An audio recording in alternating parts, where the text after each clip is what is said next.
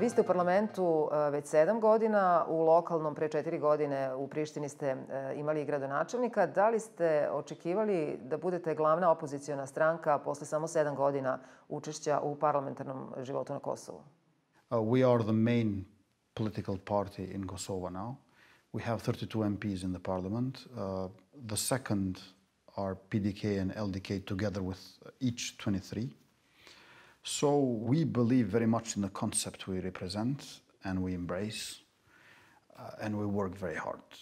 So many protests and demonstrations, so many rallies and public meetings and direct actions. We have been working for years, every day, all of us. You know, we were not like farmers who sow cucumbers, which come about in 3 months and ripe. We were sowing olives, and olives come after 15 years. So, in a way, our success was a farmer who sows olives and cultivates olives. Način na koji ste iskazali svoj protest protiv odluka kosovske vlade, kad je reč o potpisivanju sporazuma sa vladom Srbije, su bili dosta nasilni. Dakle, bacanje susavca u parlamentu, ali i nasilni protesti. Da li je moralo tako ili je moglo da se pregovara mirnim putem? Yes, we let off tear gas canisters in the parliament, but we did that after our government signed agreement with Serbia about association of Serb majority municipalities, while Parliament was in recess. So half of our MPs were in the Albanian coast having holidays, and they did this. They signed the agreement, and without any accountability. Likewise, it happened with the agreement on demarcation of the border with Montenegro. So, you know, it's like, let's imagine a linear thriller film. It depends where you cut the film. If you cut it by the end, you may see the police detective harming the criminal, and you think that the criminal is the good guy. Mm-hmm. But if you see the film from the beginning, so it's the chronology. If you see the film from the beginning, then you notice that the crime that criminal was doing, it's totally reasonable what the police detective did in the end to this criminal. Mm-hmm. So we let off the tear gas, but you have to see the beginning of the film. Second is that we did a lot of protest, and the police threw a lot of tear gas on us. So, you know, when they throw tear gas, there are like hundreds of canisters, and a dozen of them do not blast. They are out of date. They have not been thrown properly. For different reasons, they do not blast. And we took them, and we put them in our pockets and inside the parliament because they have no metal parts. And we let off the tear gas by using a match, a light. And, you know, the smoke disappeared in 30 minutes. But the consequences of the zajednica, they wouldn't disappear in 30 years. And it's interesting, as long as police was throwing tear gas to middle class and poor people, it was not problematized. Once the tear gas was thrown to the millionaires in the parliament and government, all of a sudden it became chemical weapon and toxic material. Well, you know, it's it was a very small harm to prevent something terrible. Zašto ste toliko protiv zajednice srpskih opština, ako bi ona trebalo, kako je predsjednik Hašim Tači, predsjednik Kosova, rekao, da bude zapravo samo nevladina organizacija? Well, you know, I cannot trust Mr. Tači. I don't think that he trusts himself. So, you know, we should not treat Mr. Tači more serious than he treats himself. I think that association of Serb majority municipalities as a concept was first developed in Bosnia. 26th of April 1991, 14 municipalities in Bosnia with Serb majority population got together in an association. 9th of January 1992, they declared independence. 28th of February 1992, they got their constitution. 14th of December 1995 in Dayton, Ohio, they got international recognition. So I think Vučić wants to do the same. So, but here faster, starting with this inductive, incremental making Serbs together through their municipalities. When our constitutional court declared invalid zajednica, no Serb of Kosova protested. I protested all of the time. And you would expect now that some Serbs of Kosova with some slogans will protest. We want our zajednica. Or at least a letter of protest. None. 130,000 Serbs who are at present in Kosovo. None of them protested for the decision of Constitutional Court. You know who protested? Vučić and Đurić. It's not a project which has autonomy, authenticity of people. Da su oni protestovali, uvažili ste njihove? I would go and talk to them. Immediately.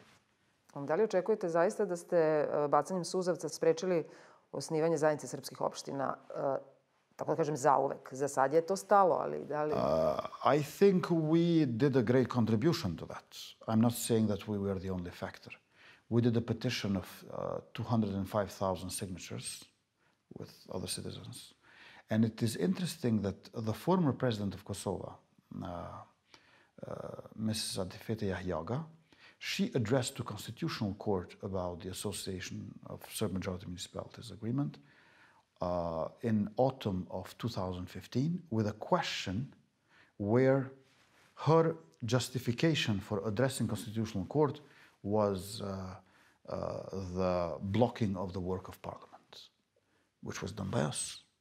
So she said, because Parliament cannot work, can you please tell me whether this agreement is in compliance with the Constitution of Kosovo? And on 23rd of December 2015, Constitutional Court of Kosovo said that 23 articles of Constitution of Kosovo are not in compliance with this agreement, which is comprised of 7 chapters. Each of these chapters is not in compliance with our Constitution. And I believe this zajednica is dead. Is dead? Yes. Zašto Brisel onda zahteva formiranje zajednice? I think, okay, a bit of geopolitics maybe now, because that's what it is about, in politics, you have like in coordinates, like horizontal and vertical. Vertical is socioeconomy. Horizontal is geopolitics. I'm more for socioeconomy. But geopolitics are as follows. Disintegration of Soviet Union and disintegration of Yugoslavia were a bit similar. Up in the northeast, we got big octopus, Russian Federation with tentacles. Belarus, Eastern Ukraine, Gagauzia, Transnistria, Abkhazia, South Ossetia, even Kyrgyzia and Armenia, like octopus. Disintegration of Yugoslavia brought a small octopus, or rather a quadripus. Republika Srpska in Bosnia, Serbian political parties in Montenegro who are against even independence of Montenegro, Serbian parallel structures which Milosevic left in Kosovo after the war, Serbian Orthodox Church all over the place, and Gruevski's regime, who is gone now in Macedonia. So Brussels views this issue like this. Let us separate the small quadripus from the big octopus. And let us see what small quadripus asks in return. And small quadripus is saying, I want my tentacles to get stronger in the region, and I might distance myself a bit from Moscow and reorient toward Brussels. And Brussels is willing to make this deal. And I think that stronger Serbia for Italy and Germany and France doesn't mean much. But for Kosovo, which did not finish its state building, means a lot. So it's not fair that we are being made to pay the price. So it's not that Brussels is asking for association of Serb majority municipalities. Brussels is accepting what Belgrade is asking in order to separate small quadripus from big octopus. I agree with the goal of EU. Less Russia in the Balkans, more security for us in Europe. I agree. But the way how they want to achieve it is problematic for us. Kako je vaše mišljenje o osnivanju specijalnog suda za ratne zločine koji bi sudio pripadnicima OVK, odnosno UČK, za period 1998. do 2000. I think that we are having another specialist court after UNMIK, after EULEX, after Hague Tribunal. I'm not optimistic at all. There has been crimes against Serbs, especially after the war. And those are individual crimes, and we shall not forget and forgive none of them. And we shall prosecute the criminals. I do not think that KLA as organization was responsible.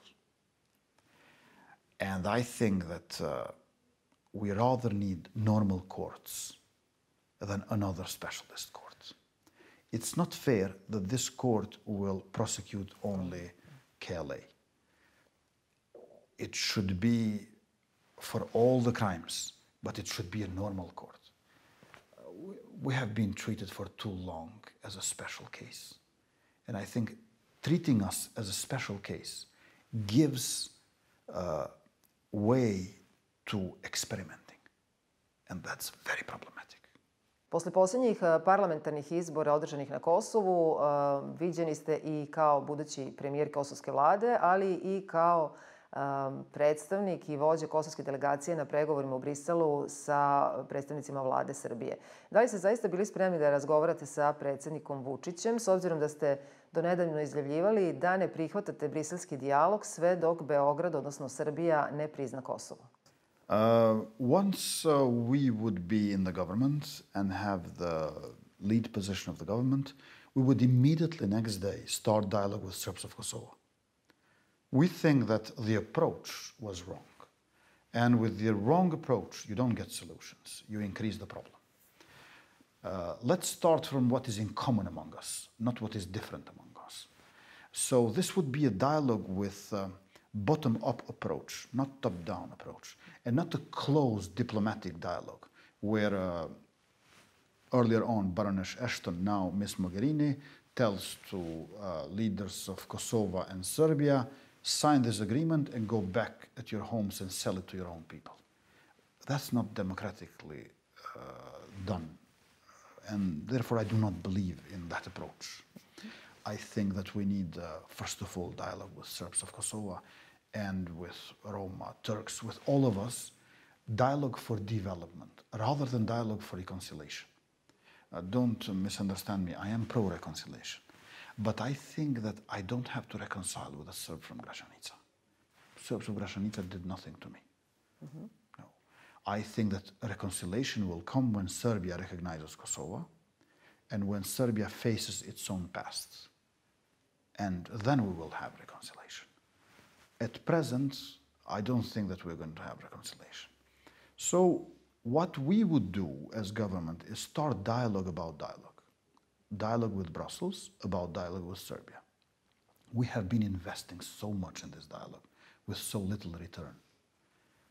6 years of dialogue for normalization of relations. And guess what?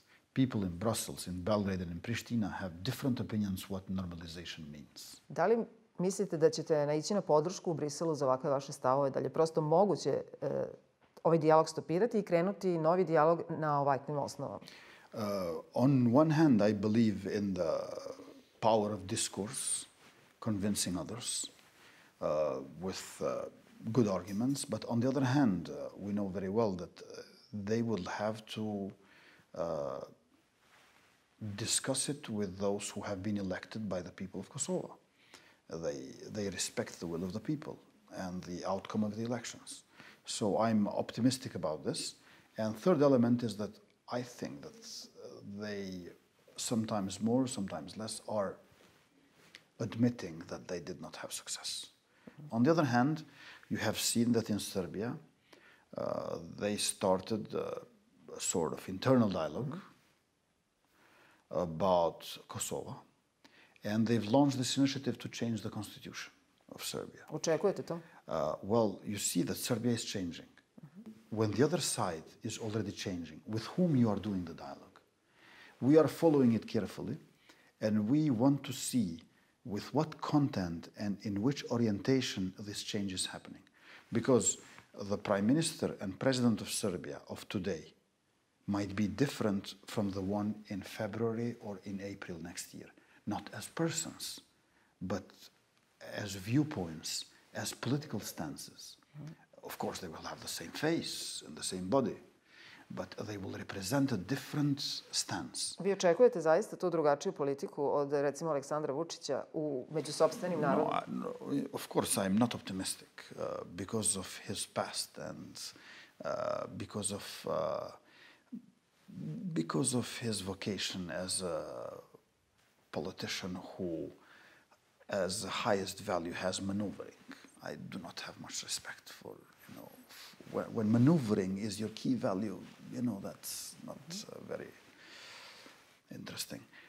In one hand, I see two streams in Serbian society and politics. The first stream is the one of President of Serbia, who says that we should reevaluate our stance regarding Kosovo because we cannot go back to Mališevo and Štimje.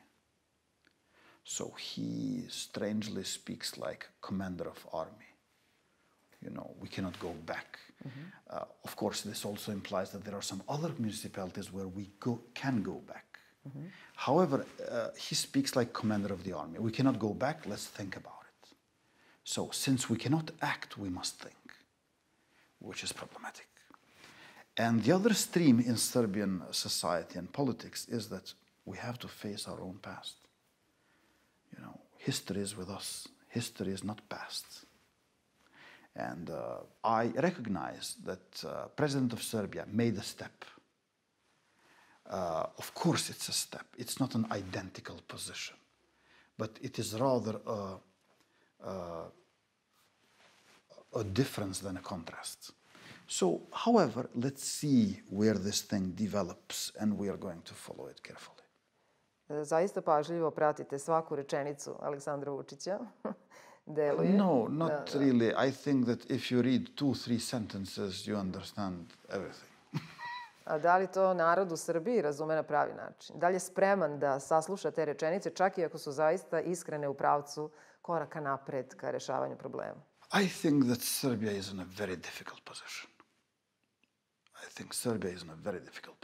Because, not simply because Serbia does not have a position, but because Serbia suppressed all its left wing. And I think there can be no democracy without left wing. 85% of the Serbian parliament are basically a ruling establishment. And the key opposition to government is rather on the right than on the left. So I think this is a very difficult position. There must be potential of workers and students and peasants and young and women who would like to rise against the right wing. But that has been very successfully, unfortunately, suppressed. So I think that in some social aspect, these times for Serbia could be even more difficult than war, because there are certain kinds of peace which are worse than war. But again, I think this is a consequence of, I must say, not only of, but this is a consequence of murder of Đinđić. When Đinđić was killed in 2003, you had 2.5 years of hope. From October 2000 to March 2003, you had 2.5 years of Habermas pupil, So after that, I think a dark age has risen again. Serbia is not a normal country. Kosovo is not a normal country, for different reasons. Two abnormal countries, if they seek normalization of relations, this adds to abnormality. We need normal Serbia, we need normal Kosovo, and that we will have as a consequence normal relations. A šta da radimo do tada? Well, that's what I'm saying. You need a bottom-up dialogue for development rather than reconciliation. And you need workers' unions, students, social democratic political parties to cooperate. Da zaista budete u situaciji da pregovarate, šta biste ponudili kosovskim Srbima, pre svega onima na severu koji veoma odbijaju da se integrišu u kosovski sistem i ne prihvataju kosovski političare? Let's start from the fact that you have Albanians and Serbs who are students, taxi drivers, workers, unemployed, farmers, engineers, doctors. Let's start from there. Let's not start from the color of our trousers. Let's start from the fact that we all have trousers. And I'm not against diversity, but I must say I like solidarity more. I think solidarity is higher as a value than diversity. Da li će vas razumeti kosovski Srbi? Well, this becomes concrete. It is not abstract, it's not theoretical, it's very concrete.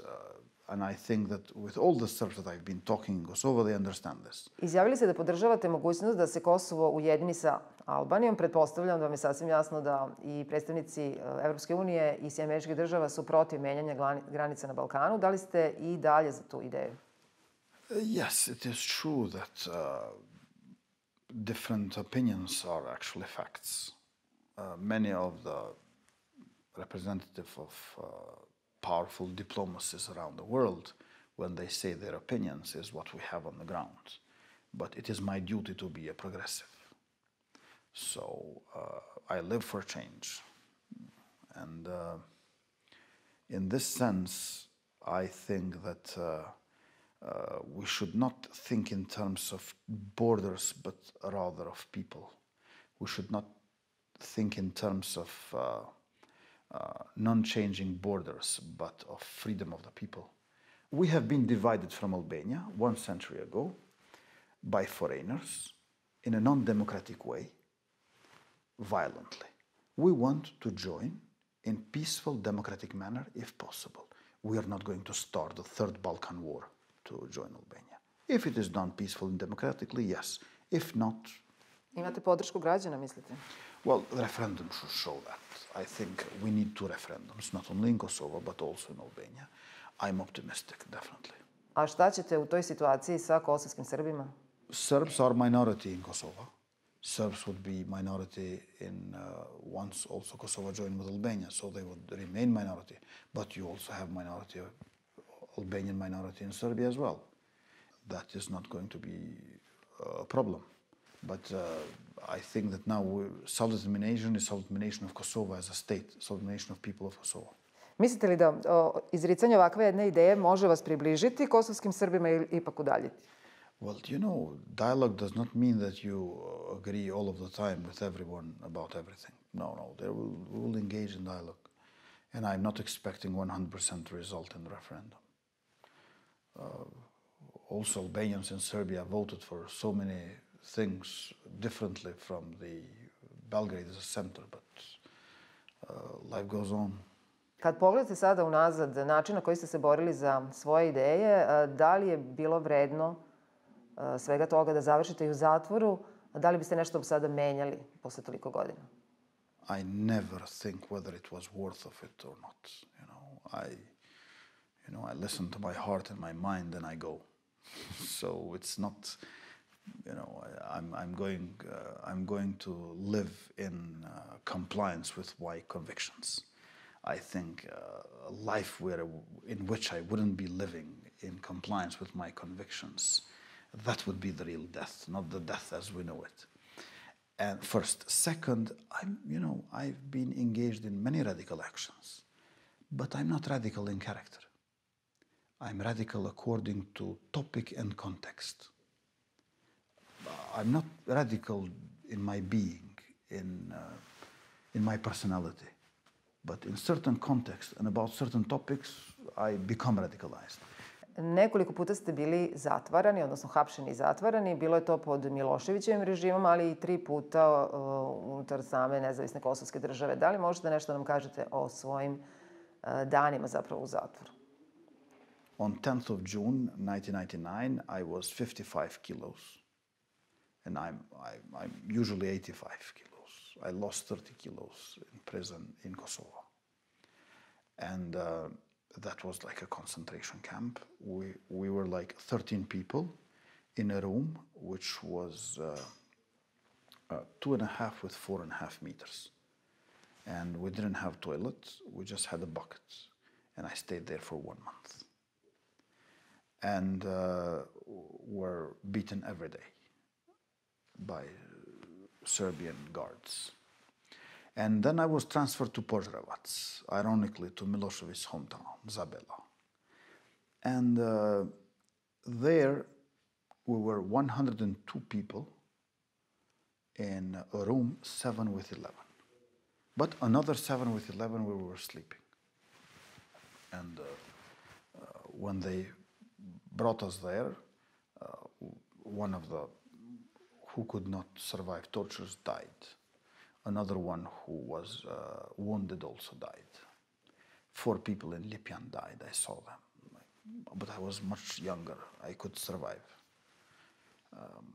And later on,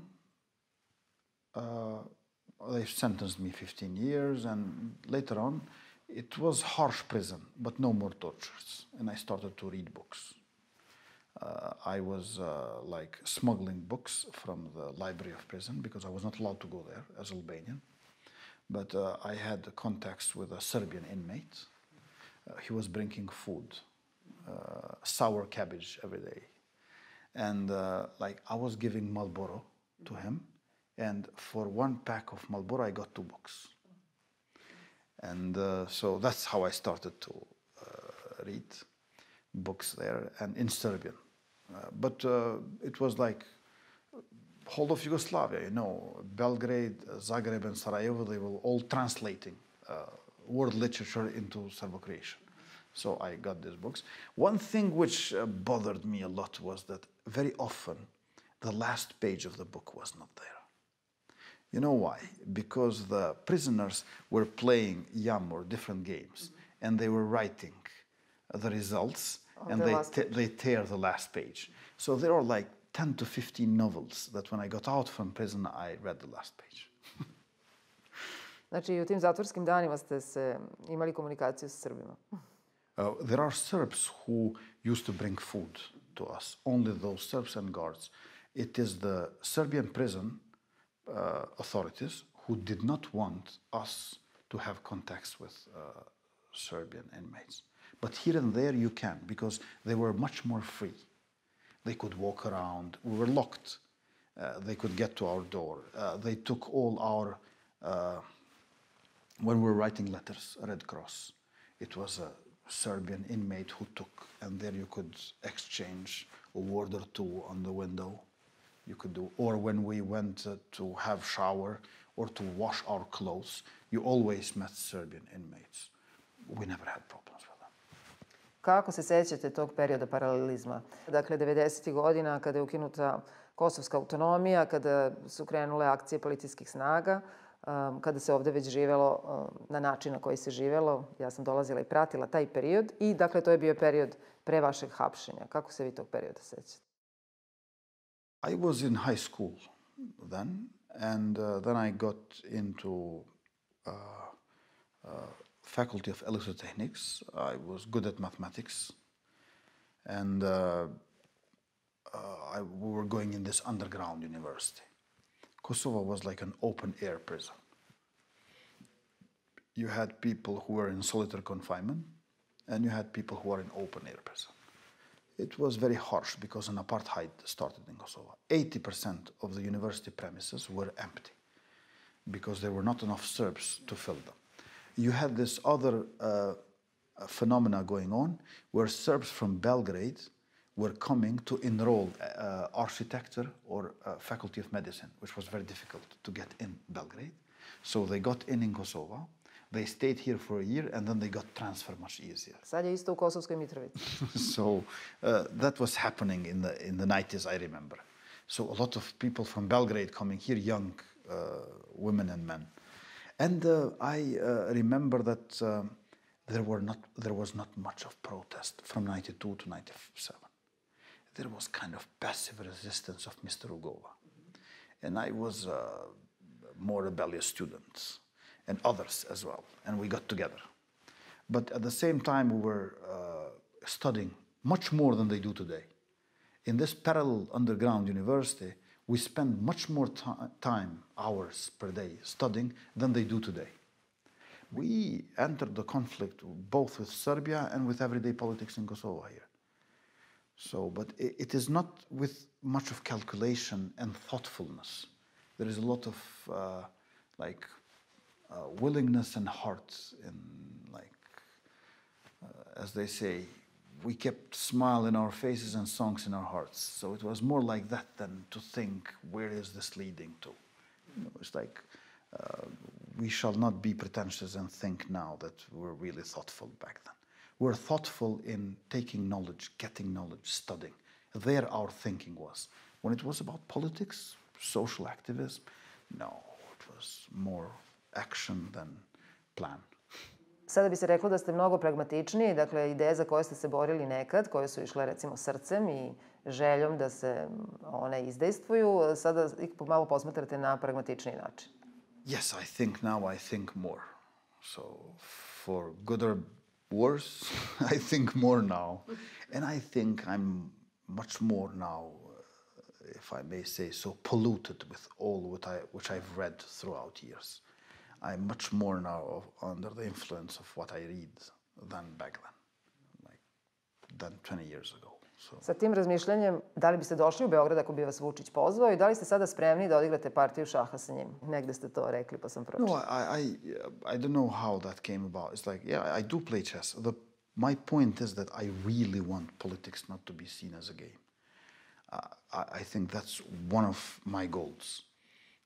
Politics to be linked more with convictions and ideology and with history and organization than with this skillful maneuvering. That's why I don't like to see it within not even game theory, let alone a game like chess, politics locked in. So for me, it's much more important to think in terms of dialogue from below, social democracy and development, than some kind of ceremonial, spectacular meetings that might happen. However, I think once we are in the government, we and I would have to meet with Serbian leaders, even though they will probably be very different ideologically, in this Berlin process, which goes parallel with European integration because their prime ministers participate regularly. So I think that is a good forum. I emphasize ideology and discourse and orientation of political parties according to convictions, according to values that they believe in. Because, I've seen one Albanian man or woman talking to another Albanian man and woman, the first having €5 in his or her pocket, the other having 5 million. They were talking Albanian, but they didn't understand each other. On the other hand, you can have one Albanian and one Serb who may not talk very well the language of each other, but since they belong to the upper class or to the new rich, they perfectly understand each other. You probably noticed that in Brussels as well. Vučić does not speak Albanian. Thought does not speak Serbian, but they make agreements. You should do some class and social analysis to people rather than limit to national identity. Hvala što ste govorili za Remarker. Thank you very much.